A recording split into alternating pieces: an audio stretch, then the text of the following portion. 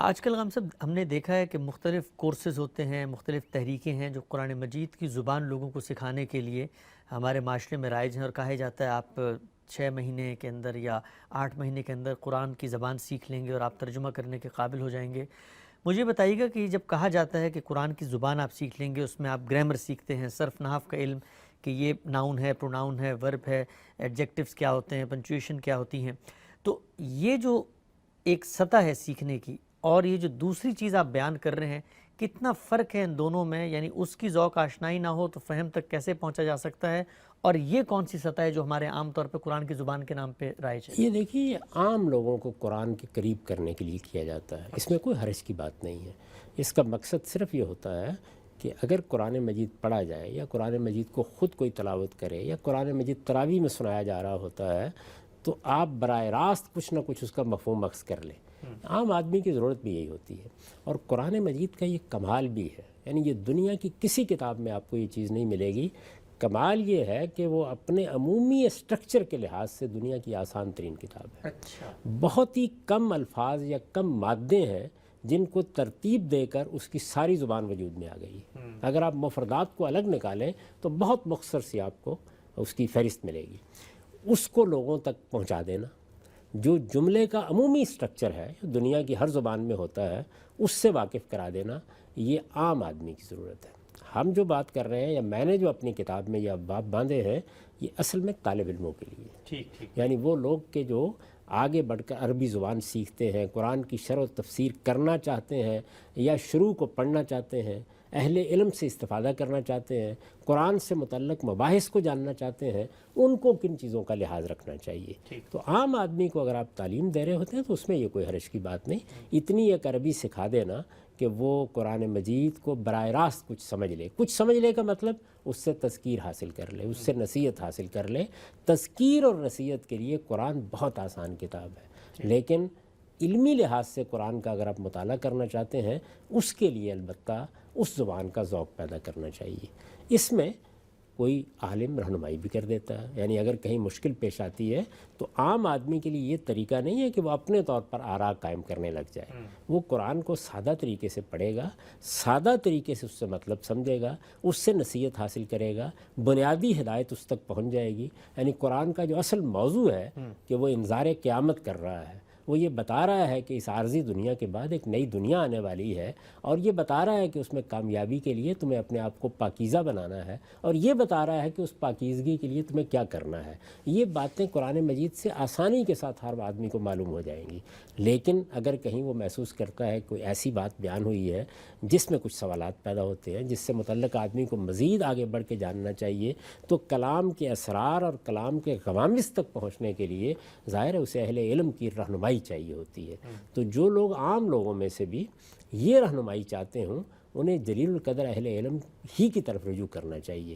البتہ اگر کوئی طالب علم اپنے آپ کو اس سطح سے اٹھانا چاہتا ہے اور وہ یہ چاہتا ہے کہ اہل علم کی بات کو ان کی تعبیر میں، ان کی اصطلاحات میں، ان کے انداز میں سمجھے، تو پھر یہ ضروری ہے کہ وہ اس چیز کا ذوق پیدا کرے۔ اور اس چیز کا ذوق پیدا کرنے کے لیے ایک بنیادی چیز خود انسان کے اندر ہونی چاہیے، وہ ہے ادبیات کا ذوق۔ اچھا، یعنی اگر یہ چیز نہیں ہے تو قرآن مجید ایک شہپارہ ادب ہے، پھر آپ اس کو اس طرح سے اپریشیٹ نہیں کر سکتے۔ ہدایت آپ حاصل کر لیں گے، رہنمائی حاصل کر لیں گے، دین کو آپ جان لیں گے، وہ جو پیغام لے کے آیا ہے وہ آپ تک پہنچ جائے گا۔ لیکن قرآن مجید نے ایک فارم اختیار کی ہے،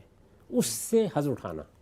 قرآن مجید کی موسیقیت آپ نے دیکھا ہوگا کہ عام تلاوت بھی کی جائے تو کیسے کانوں میں رس گھولتا ہوا ایک کلام آپ کے پاس آتا ہے، اور کس طریقے سے وہ معلوم ہوتا ہے کہ وہ شبنم ہے کہ جس کی بارش ہو رہی ہے، اور پھر دریاؤں کے دل جس سے دہل جائے وہ طوفان، یہ انداز بھی ہے۔ آخر دیکھیے نا، حالی نے کیسے خراج تحسین پیش کیا کہ قرآن مجید کو، کہ وہ بجلی کا کڑکا تھا یا صوت ہادی، عرب کی زمین جس نے ساری ہلا دی۔ تو یہ پہلو تو ظاہر ہے کہ اس کی زبان کی اپریسیشن سے آپ پر واضح ہوتے ہیں، لیکن عام آدمی کی یہ ضرورتیں نہیں ہوتی۔ تو یہ جو اس طرح کی صحیح کی جاتی ہے وہ عام آدمی کو قرآن مجید کے قریب لانے، مانوس کرنے کے لیے۔ پھر عام لوگوں ہی میں سے وہ لوگ نکلتے ہیں کہ جو زیادہ گہرا مطالعہ کرنا چاہتے ہیں، سچے طالب علم بن جاتے ہیں، اور انہی لوگوں میں وہ لوگ بھی ہوتے ہیں کہ جو اپنے آپ کو دین کے علم کے لیے وقف کر دیتے ہیں، دین کے علماء بنتے ہیں۔ ان کی ضرورتیں بالکل الگ ہیں۔ قرآن مجید کی زبان کی اس درجے کی اپریسیشن کہ آپ براہ راست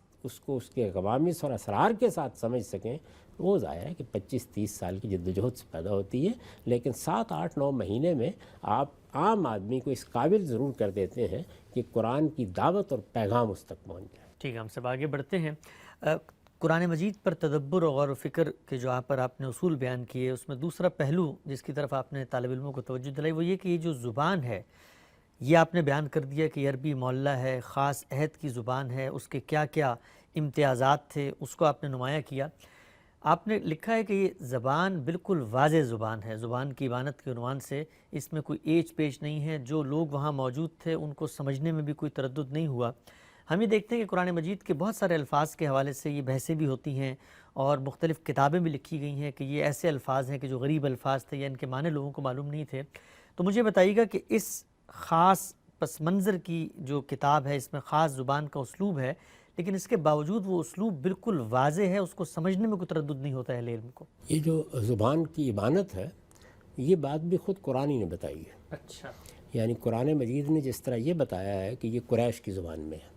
یہ رسول اللہ صلی اللہ علیہ وسلم کی زبان میں ہے، ہم نے پہلے حصے میں اسی پر گفتگو کی ہے۔ اسی کو میں نے یہ عنوان دیا ہے کہ یہ عربی معلّہ ہے، یعنی یہ گویا قریش کی ٹکسالی زبان ہے، وہ کلاسیکی زبان ہے جس کو ہم عرب جاہلیت کی زبان کہتے ہیں۔ اس زبان کا تعارف ضروری ہے، یہ پہلی بات ہے۔ یہ بات بھی قرآن ہی نے کہی ہے۔ اچھا، یعنی آپ کس دور کی زبان سیکھنے جا رہے ہیں؟ تو کہا کہ یہ رسول اللہ صلی اللہ علیہ وسلم کے زمانے کی زبان ہے۔ یعنی بعد کے زمانوں میں زبان میں جو تغیرات آئے، جو تبدیلیاں آئیں، ان سے اوپر اٹھ کو آپ کو اس دور میں جانا ہوگا جب اللہ کا پیغمبر موجود تھا۔ تو اسی لیے میں نے آپ کو توجہ دلائی کہ اس دور کی شاعری، اس دور کا ادب، اس دور کے خطباء کی باتیں، اور بالکل اسی طریقے سے رسالت مآب صلی اللہ علیہ وسلم اور صحابہ کرام نے جب گفتگو کی ہے تو اس میں آپ کو اس کے بڑے خوبصورت نمونے ملتے ہیں اس زبان کے۔ یعنی ادب اور چیز ہے، زبان کا ایک سٹرکچر ہے، تو وہ اس دور کی زبان ہے۔ ابانت قرآن مجید جگہ جگہ کہتا ہے کہ یہ بلسان عربی مبین ہے، یہ مبین ہے جس سے ابانت کا مصدر استعمال کیا گیا ہے، یعنی واضح اور واضح کر دینے والی زبان۔ اچھا، اس کا مطلب یہ ہے کہ کوئی اس میں کج پیچ نہیں ہے، اس میں کوئی ٹیڑھ نہیں ہے، اس میں کوئی شاذ و سلیب نہیں اختیار کیے گئے، اس میں کوئی غریب الفاظ نہیں استعمال کیے گئے، اس میں ایسے طریقے نہیں اختیار کیے گئے کہ آپ کے لیے کوئی چیستان بن گیا ہو۔ جو لوگ ہمارے ہاں کی پرانی کتابیں پڑھتے ہیں وہ یہ جانتے ہیں کہ ایک زمانہ ایسا رہا ہے جس میں الغاز کی صورت میں کتابیں لکھی جاتی تھیں۔ اچھا، اسی طرح سے ایسی کتابیں لکھی جاتی تھی گویا آپ نے لغت کا ایک انبار ہے جو لوگوں کے اوپر ڈال دیا ہے۔ مثلا آپ حریری کے مقامات دیکھیے یا اور اس طرح کی چیزیں دیکھیے، تو قرآن مجید ایک بالکل زندہ زبان میں، یعنی وہ زبان جو لوگ بول رہے ہیں، صاف واضح زبان، اس میں الفاظ ہیں تو سب کے سب عربی زبان کے معروف الفاظ، اس میں اسالیب ہیں تو سب کے سب وہ اسالیب کے جو روزمرہ استعمال میں آتے ہیں، اور اس میں انداز اختیار کیا گیا ہے تو وہی انداز جو عربوں کے ذوق کا انداز ہے، تو اس لحاظ سے وہ بلسان عربی مبین ہو گیا ہے، واضح صاف زبان۔ چنانچہ کوئی ایسی تعویل کبھی قبول نہیں کرنی چاہیے کہ جس میں آپ معروف زبان سے ہٹ کر کوئی بات کریں۔ اچھا، اس لیے کہ جب قرآن نے خود یہ بتا دیا ہے کہ وہ مبین عربی میں ہے، واضح عربی میں ہے، تو پھر ہر حال میں یہ کوشش کرنی چاہیے کہ آپ زبان کے معروف اسالیب کو سامنے رکھ کر ہی آیت کا مدعا سمجھیں۔ اور آپ جانتے ہیں کہ میں نے بھی پورے قرآن مجید کی تفسیر کی ہے، ترجمہ کیا ہے۔ مجھ سے پہلے میرے جلیل القدر استاذ نے قرآن مجید کی ایک بے نظیر تفسیر لکھی ہے، امام فراہی نے قرآن مجید پر بہت سا کام کیا اور زبان پر کام کیا ہے۔ اس سب کو بھی دیکھ کر آپ اندازہ کر سکتے ہیں کہ کسی جگہ ہمارے مدرسہ فکر میں ہمیں کسی شاذ اسلوب کو قبول کرنے کی ضرورت نہیں پڑی، کسی دوسری قرات کی طرف التفات کرنے کی ضرورت نہیں پڑی، کسی جگہ کوئی ایسی مشکل پیش نہیں آئی کہ جس میں معروف اسالیب سے ہٹ کر آیت کا کوئی مدعا ہم نے بیان کیا ہو۔ غلطی ہم سے بھی ہو سکتی ہے اور ظاہر ہے کہ اس کو اہل علم درست کرتے رہتے ہیں اور آنے والے دور میں توجہ دلائی جاتی رہتی ہے، لیکن قرآن مجید کے جو معروف اسالیب ہیں، وہ زبان جو اس وقت بھی سب کے لیے عام فہم زبان تھی، وہ زبان جو بعد کے ادوار میں بھی تواتر کے ساتھ منتقل ہوئی ہے، اسی کو سامنے رکھ کر ہم نے قرآن مجید کی تفسیر اور اس کا ترجمہ کیا ہے۔ اور یہ بات بھی ملحوظ رہے کہ اگر کسی جگہ کوئی ایسا لفظ قرآن مجید نے استعمال کیا ہے جو کسی ایسے معنی میں تھا جس سے لوگ زیادہ مانوس نہیں ہوئے بعض کے زمانوں میں، تو اس کو اسی زبان کے اندر اس طرح رکھ دیا ہے کہ گویا خود جملے نے اٹھا کے بتا دیا ہے کہ یہ اس مدعا کے لیے استعمال کیا گیا ہے۔ تو یہ قرآن کا خاص انداز ہے۔ چنانچہ اللہ تعالیٰ نے قرآن مجید کی تفسیر کے اس پہلو کو خود بھی نمایاں کیا ہے کہ ہم نے اس قرآن مجید میں آیتوں کو اس طرح پھیر پھیر کر تمہارے سامنے رکھا ہے، تصریف کی ہے ان کی، کہ جس سے ہر چیز بالکل واضح ہو گئی ہے۔ 10 مقامات پر آپ دیکھتے ہیں کہ پہلے ایک بات اجمال میں بیان کی گئی،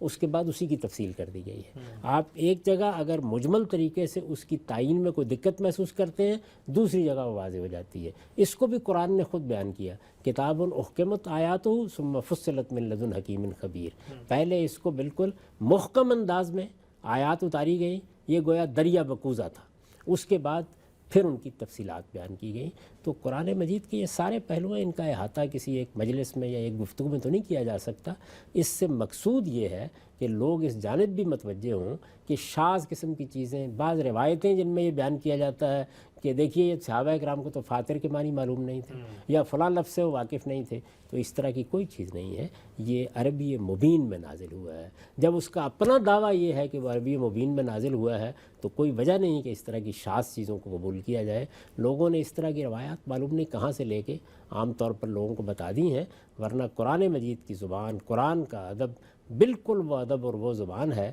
کہ آپ جیسے ہی عربی زبان سے اعلیٰ سطح پر واقف ہوتے ہیں تو آپ یہ محسوس کرتے ہیں کہ اس سے بڑھ کر کوئی چیز معروف و معلوم نہیں ہو سکتی۔